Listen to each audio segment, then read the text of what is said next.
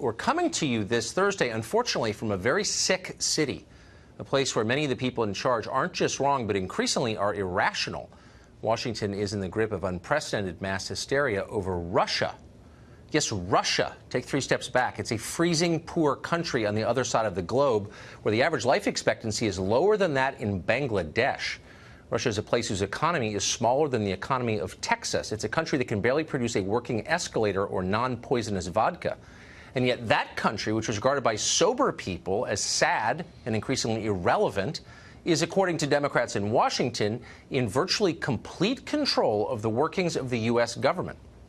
They tell us that every day, and they're starting to seem like they believe it. That's demented. The most striking new example comes from former Director of National Intelligence, Jim Clapper. In an interview just yesterday, Clapper claimed that Russia flipped the result of the 2016 election, got Trump elected over Hillary. Asked for evidence of that, Clapper admitted he didn't have any, because of course he doesn't have any. Nobody else has any either. There is no evidence that any foreign country changed a single American vote in 2016. And by the way, that was Clapper's position just 2 years ago, when it was the position of the Obama administration that vote tampering by a foreign power was completely irresponsible and impossible to contemplate.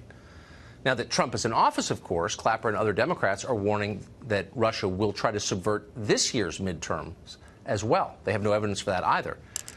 Now, keep in mind that Jim Clapper is not some fringe radio show host or backbencher in Congress. For years, he held one of the top intelligence posts in the country. Yet he's delusional. That's terrifying. And he's not the only delusional one. The CIA operative spying on the Trump campaign also sounds like he's unbalanced. A report today from the Daily Caller finds that that man once falsely accused a Russian academic at Cambridge University of being a Russian infiltrator and said an entire intelligence seminar was compromised by Russian agents, like Kim Philby were still alive. This afternoon, congressional leaders received a classified briefing from DOJ and intel officials about actual spying that took place in 2016, not spying from spooky Russian agents sent from the Kremlin, but from the Obama FBI. And that might put some of this in perspective. Tom Fitton is the president of Judicial Watch. Molly Hemingway is an editor at The Federalist. They join us now. Thank you to you both. Molly, I'll start with you. And I hate to start on a media question, but it determines how people understand a story, what they read and what they see on television.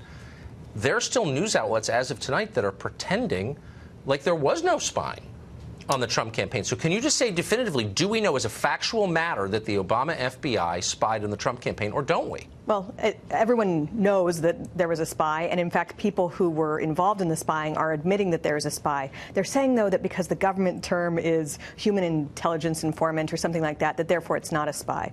Whereas normal Americans understand that when you are gathering information on someone surreptitiously, that's the common definition of spying. And more than that, that's just a stunning revelation that this was happening under the previous administration, that there would be this kind of surveillance, not just at least one human intelligence informant, but also wiretaps, national security letters, which are how you can secretly get a subpoena, and who knows what else is going on. So actually, like, widespread spying involving multiple people in the Trump campaign, and we still don't really know what's going on because they're trying to fight. And that's the point. And by the way, I should point out in the interest of honesty that these are agencies controlled by the Trump White House. So it's not clear to me at all why we don't know this, and that why the committees in the Congress who have oversight over all of this don't know. There was a meeting today, famously, about this, Tom.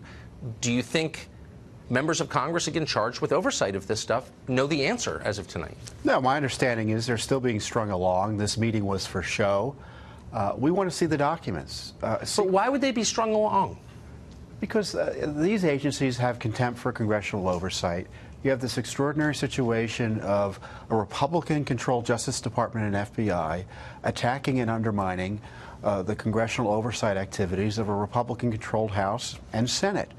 And they didn't want to turn over the documents, so they said, we'll have a meeting and we'll talk about the secret spy game we had, but it won't be public. We won't tell you what we have in terms of turning over documents, which is still the big fight. You know, Judicial Watch specializes in the Freedom of Information Act because we recognize the government documents really tell you what went on, and government official descriptions of what went on, as we're learning from the Obama gang that's describing this spy as an informant in a dishonest way. We need to see the documents. We need to know how much money was this person paid. Was money transferred as a result of his involvement with the Trump campaign?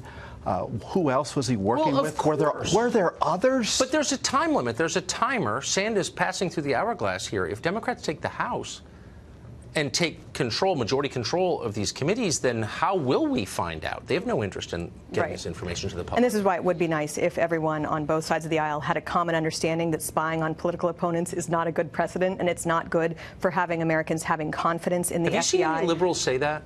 I mean, there have been a few, I think very exceedingly few. Mark Penn is someone who was a Clinton advisor who has been making that argument. In addition to the issue that the Department of Justice thinks that they are accountable to no one, not the president under in whose branch they serve, or Congress, which funds them and created them, I think it also must mean that the information is really damaging, really dangerous, that they're willing to subvert any authority in order to keep that a secret. So this is something that I think they can keep this from getting out. I don't think they will actually. Yeah, and the pretexts they use to hide this information from public view are dishonest. So tonight, Eric Felton, reporter in Washington, has a piece explaining that one of the many facts redacted by the FBI in documents obtained through FOIA reveals that Andy McCabe spent $70,000 on a piece of office furniture.